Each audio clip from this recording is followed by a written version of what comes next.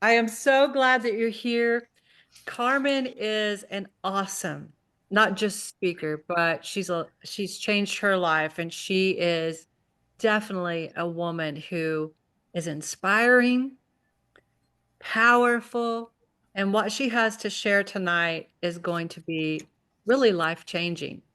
I always say at Bod Babes, we can have all the nutrition knowledge in the world, but if we can't keep our head in the game, then we don't do anything to change our lives. And that goes with every area of our life. We can know what to do, but not have our head in the game. And, this is part of getting your head in the game. This is part of winning, not only at, losing the weight, but at life. And so, Carmen, I'm so glad you're here and I'm going to hand it all over to you.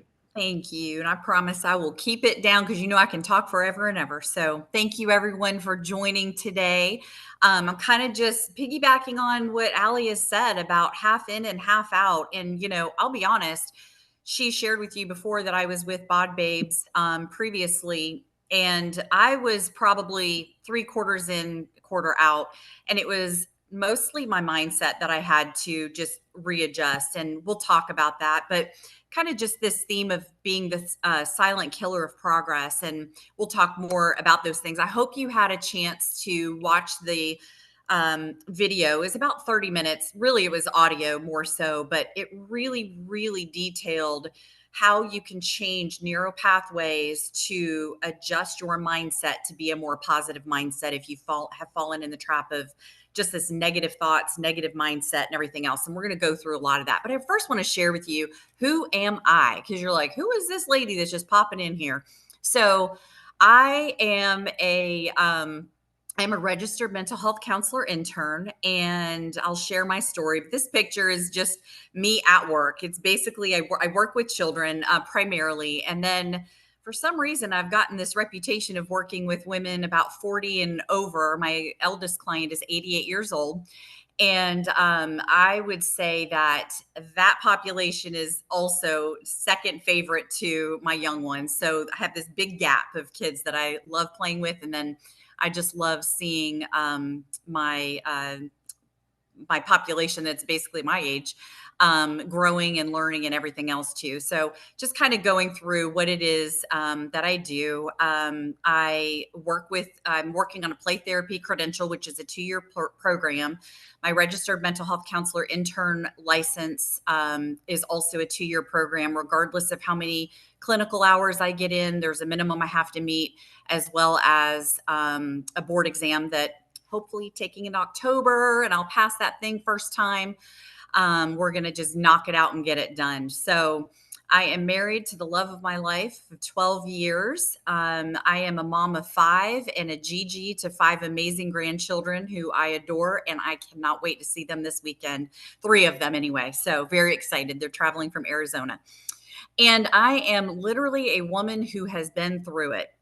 So what do I mean by that? I was a child that probably should not have grown up in the household that I did. I was always looking for someone to take care of me and have be a champion of me, and that didn't happen. So found out later in life I needed to just champion myself, to be honest. So through physical abuse, sexual abuse, all of the abuses you could possibly think of, sexual assault in my teenage years. I went through a lot of things. So you have to know that therapy clearly helped me through a lot of navigating through life. I was a mom at 17 years old. I made the decision to keep my child, and he is now 34. And I am so thankful because I have 2 grandkids from him, and they are amazing children. And he's an amazing person too, but he had to help watch me grow up, and that was hard, I'm pretty sure, for him. So fast forwarding to my career, I was one of those people that were just driven that I will not be a statistic. I will not be all the things. So I went to school for my undergraduate degree. I worked for a company, a very large insurance company, at the age of 21, and worked my way up the corporate ladder. Worked there for 27 years, and got myself up to six figures. I was a boss of boss. I was an amazing boss. People gravitated toward me. I knew how to lead people. So I felt very comfortable, confident in what I did every day, very successful. And then the world came crashing down approximately, well, it was about 2 years ago now. I was laid off. I was laid off in WebEx, y'all. 3-minute conversation, WebEx. Hey, we're no longer going to need your services anymore. And as a matter of fact, I trained the person who took my job. So, being at the company for so long, there were several thousand of us that had pension plans. And when our CEO had retired, a new CEO came in, and he was nothing against hedge fund managers, love them, but he decided we need to save some money. So they laid off everybody pretty much that had a pension. And that was about 4,000 of us over a 2-week period. So devastated. I cannot even tell you the definition of devastated. This was my life since 21 years old. This is all I knew. I was a boss. I didn't know anything else. I knew how to do all the things. I knew everything about insurance. I traveled to different places doing presentations and all of that. And to be let go in a WebEx phone call by a man who was my new boss, who didn't know me, but for maybe a month. So that was devastating. Have several family members that had worked at Geico as well. And so some of them were also laid off. So that was pretty devastating. Didn't get out of my bed for 3 days. Y'all, I didn't brush my teeth for 3 days. Do you know how gross that is? That is gross. But I got third day, I don't know what it was. I got up out of the bed and I was like, forget this. We're not doing this anymore. I don't know what is happening. I don't know what is supposed to come, but I am going to do this. So remember, I had said I worked on my undergraduate degree while I was in business because insurance company paid for it because it was toward business. So got a degree in business. I had already been working on a retirement plan of getting being a mental health counselor because that's what I always wanted to be. And I decided, okay, well, I had taken all my classes, but the clinicals, they're unpaid internship. So I paused during my career because there was no way I was going to leave six figures and not get paid for 2 years to do therapy, which is great, but 5 kids, grandkids can't do that. So the world said, yes, you are going to do that. And that's what I decided. I woke up that third day and I said, babe, guess what? He's like, what? And I said, I'm going back to school. And he said, what? And I said, I'm going back to school and I'm going to go ahead and do these clinicals and I'm going to get my 2 years of not being paid. I don't know how we're going to do it, but we are going to do it and we're going to figure it out. And he was like, hell yeah, let's do it. And I said, okay. So sure enough, I did. I got one of those cute little kindergarten signs that you write your name on. And I put going back to school. First day is this day. My teacher is this. And I love pizza and camping. And I decided that day I'm going back to school. And sure enough, I did put my head down, made it happen. Here I am today with you, lovely ladies. Through that 2-year time frame, I navigated waters. I went through really tough times, but what I always knew, y'all, is that I already had been through tough times. I just needed to be reminded that this is where I am today. So as I move forward, I want to talk about why positive mindset matters.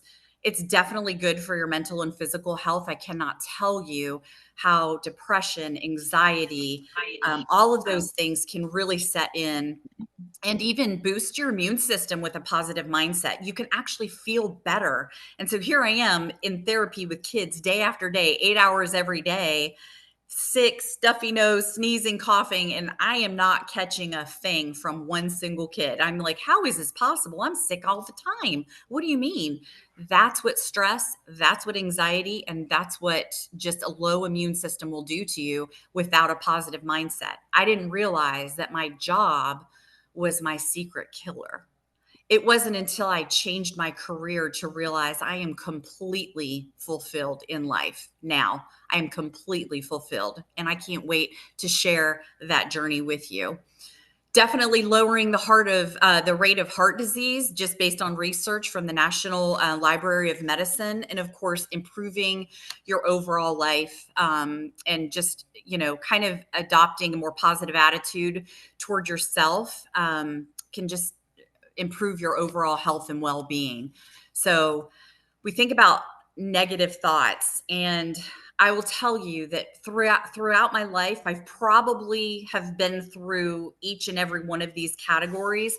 So if you're not sure what these are, I want to share them with you. I'm just going to look at a couple notes here because I want to make sure that I just hone in on this very specific things. But when we talk about filtering negative thoughts, if you are a person who focuses solely on the negative aspects of situations, it will lead you to overlook any positive that can come out of anything. And I'm talking anything. You may say, gosh, I absolutely hate chocolate protein shakes. Okay. And I'm doing this because I'm skipping dinner tonight. This is my extra protein. Allie, you'll be proud of my numbers. But doing this. So I may hate chocolate, but this is what I have. And you know what? I'm thankful that I actually had this in my refrigerator to help supplement where I knew I was going to struggle today having a full caseload and then doing a presentation as well. So I had the opportunity to have a shake. So I'm thankful for that.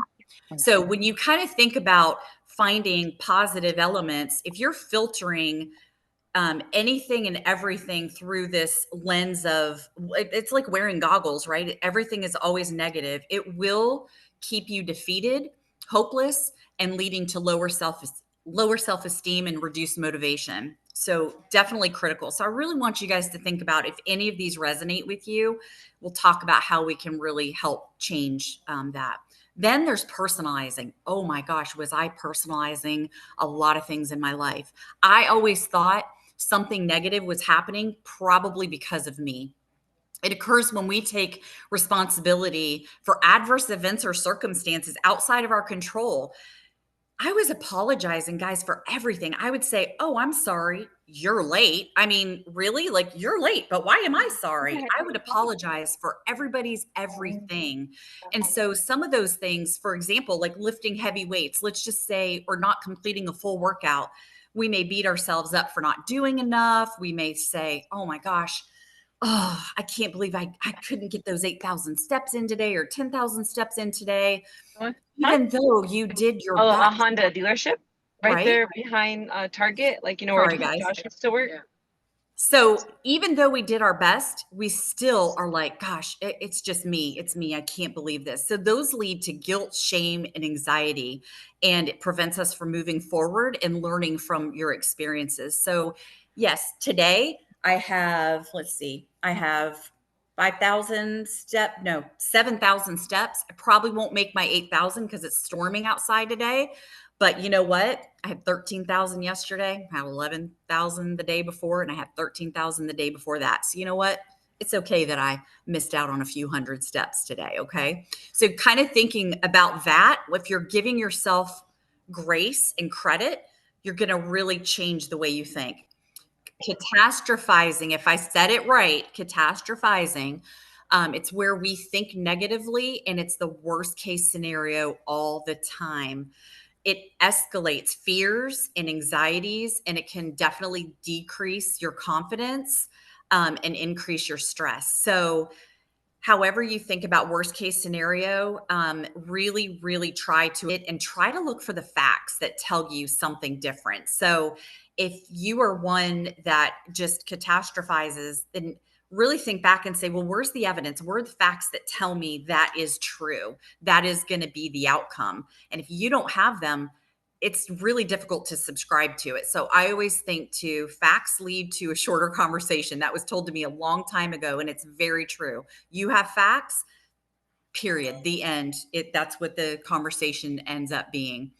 Polarizing. All right, then polarizing is this a thought process where it's either all or nothing. It's either good or bad. There's no in between. There's no gray area. There's nothing to work through a complexity of a situation. What I want you to find is a more balanced perspective where you don't see things as good or bad or not enough or too much or anything like that. It really is that you've got to think about where is there growth and room for improvement. So no one has a good day, bad day. I have to tell kids this all the time because in parents, we tell our kids, did you have a good day at school or a bad day at school? And what I always want to talk to parents about is let's not do good, bad, because that's leading to polarizing. It's either good or bad. So let's talk about what happened at school today. What were you proud of? What were you thankful for? And things like that. So kind of just going through the negative thoughts and really understanding who you are.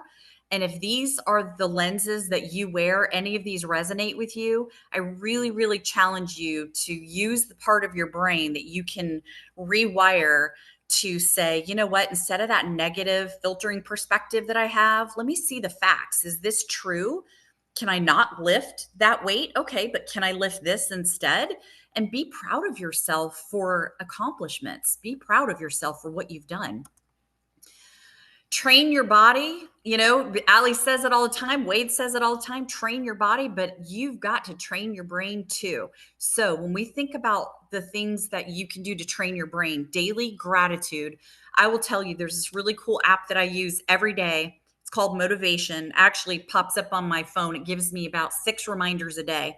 And I need them because there are days where it's just really tough and I might be going through something, or maybe I just took in some things from a client that's really heavy. And I say to myself, whew, man, that's tough. This just gives me, it just gives me affirmation that I'm doing the right thing. So for example, like it'll say to me, and it's AI. So even when you speak poorly about yourself, it will give you motivation the opposite way to change your mindset. So it's crazy how it does it. But um, it says this one particular today was your soul is limitless. It's your mind trying to stop you. Break free from its limitations and watch yourself soar. Oh my gosh, listen. I don't know about you, but I love daily affirmations and I need them. So any daily gratitude, some people put journals beside their bed maybe, or write in a journal. That's okay too. Anything that speaks to you and your soul. That speaks to me because it gets me right away. Staying centered. So you'll think about things like yoga. You'll meditation. Some people do tapping too, where they like tap, tap, tap, tap, and it kind of just refocuses your concentration. Being able to surround yourself with calming energy, something that outdoors, even getting in the green. If you're always indoors under fluorescent lights at work, get outside, walk around your building, walk wherever it is you can to get that active brain function and rest, because your brain needs that rest. Because trust me, you're probably overworking it. Staying active, that is absolutely a must. You've got to be up and moving. A challenge that I, was concerned about even with Ali is I said, Ali, listen, I got to do my workouts at 4:30, 5 o'clock in the morning, because I literally sit for an hour each session all day, 7, 8 hours a day, 9 hours a day sometimes. And I said, it's going to be a challenge, but I'm going to do everything I can to just move the way I need to so that I'm still successful. And she put together a beautiful plan. And anytime I need adjustments, she just dials in. But it's me advocating and championing for myself to say, because I know what my life is like. I just ask her, I said, Allie, listen, I'm going to be in a car all day Thursday. I need to adjust my day. So Thursday is this, but then Friday, Saturday, I'm going to bring some weights with me. And, yes, I'm going to be in a place that's not my home or not the gym, but I can do some things to modify my workouts so that I personally have zero excuses.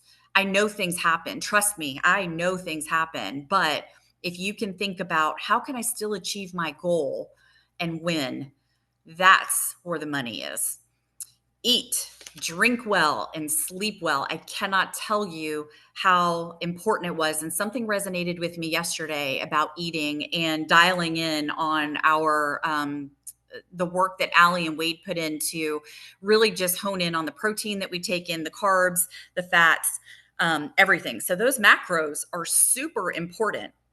And when we talk about a deficit and trying to be at the lowest deficit possible, You don't want big gaps. You don't want to have low calories. You don't want to have high calories. You want to be just right, like the Goldilocks, right? The pure gold in that space.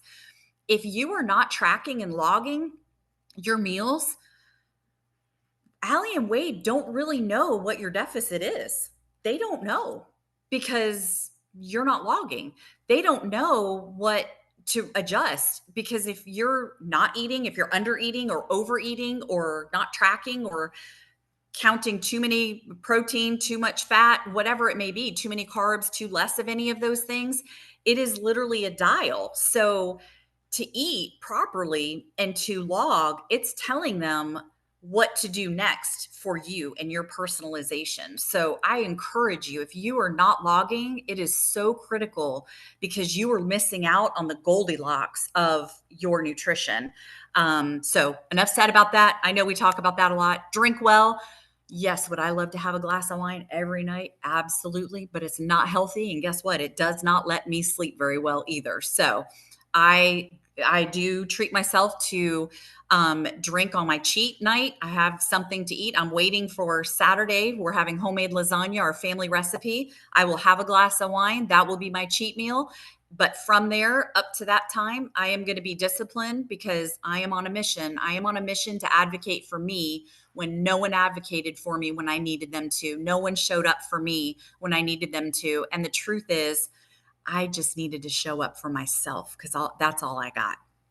Sleeping Well, coolest app ever, y'all. Okay, it's called Auto Sleep. If you are not tracking your sleep patterns, you really need to because it is crucial for your brain power, then also energy and everything else that bleeds into that. So auto sleep, and I can send it in our group chat when we're done here on the couple of apps that I recommend, but it tells you how many hours you slept, your deep sleep. It tells you your most productive sleep, and it gives you ratings on your sleep performance, like how low your heart rate was resting, how many times you woke up in the middle of the night. It is fantastic. I love it. I've been using it full on for a week now, and it's amazing.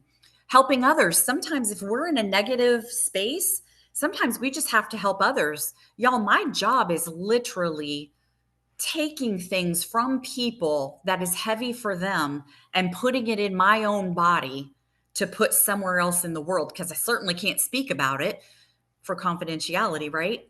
But I have to put it somewhere. So a lot of times that negativity that can really be put into me if I wanted to let it, I help others. I do things for self-care, obviously working out and doing things as self-care as well. But I am taking care of Carmen because I am the only me I've got.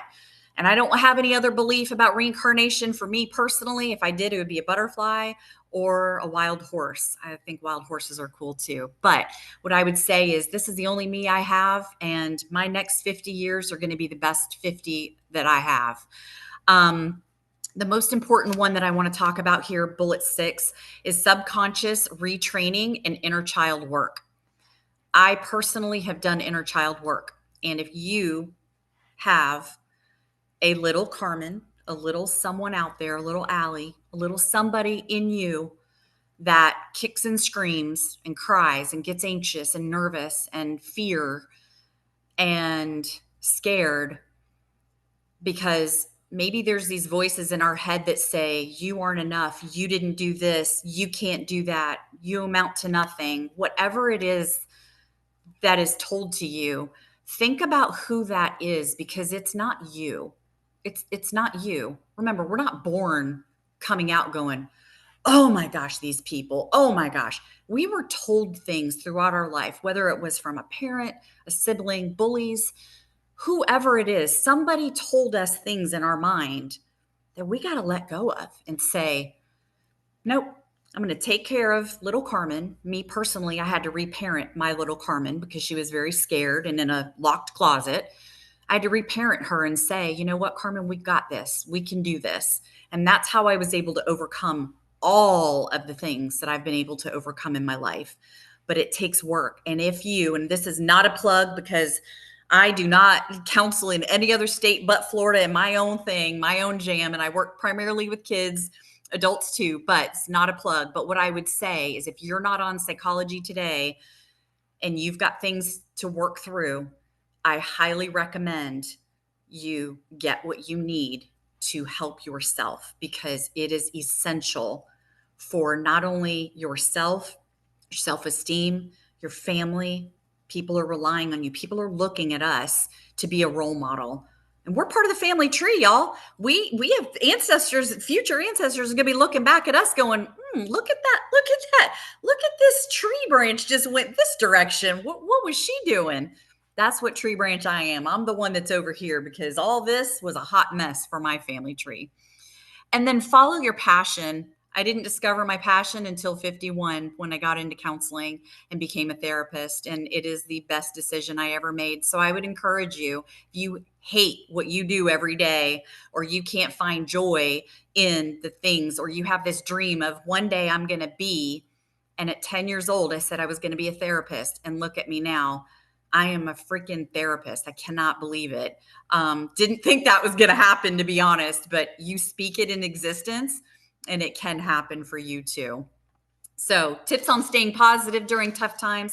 Remember that tough times don't last forever. Stay connected with your support system. Please make sure you have a good, strong support system. Make an effort to see the positives in all the things. That's how you're going to change those pathways. And then feed your mind with more positive information. Look for the good in all things, even when you can't see it. Remember me, 3 days in the bed, did not know what was going to happen, but I knew what I could do and what I can achieve. And it was in the dark, but I did it. So the dream is free, right? But the hustle is definitely sold separately. So thank you guys so much for this opportunity. I'm going to end here and hand it back over to my friend and pass that along. Do you have, I think you have it, right? I Think think you I got have it? it. Can you all hear Okay. me? All All right. right. I'm going to mute myself. Thanks, y'all. Thank you so much for sharing. Our mind determines who we are. We get to choose so much of our reality is right here in what we think. And we limit ourselves. It's so funny because what we believe we are, we become or we are, right? And Carmen is so right. When you begin to change your thought life, you change the way you think, it changes your entire life. It really does. And that's what's happened to me. So not only was Carmen an abused child, I was an abused child. And I was raped and all the things, I had to go through. And for so many years, it really hindered so much of my life. But I had, you have me and my brother in the same home, treated the same way. And I decided to change my life, that I wasn't going to stay stuck. I thought of it as like a record player with a skip in it. Have you guys ever heard that? It just keeps going over and over. It'd say the same thing over and over and over and over. And that's what my mind was like. And the reason I thought of that one day is we were grown and my brother was still repeating what happened to us as kids, what happened to me as kids. I can't stand my stepdad because this happened and that happened. And we were grown adults. And I understand that hurt. It never, ever seems to go away. But he stayed stuck, and I saw it, and I saw myself in that hurt. But when I began to change the way I think, that's when my life started looking different.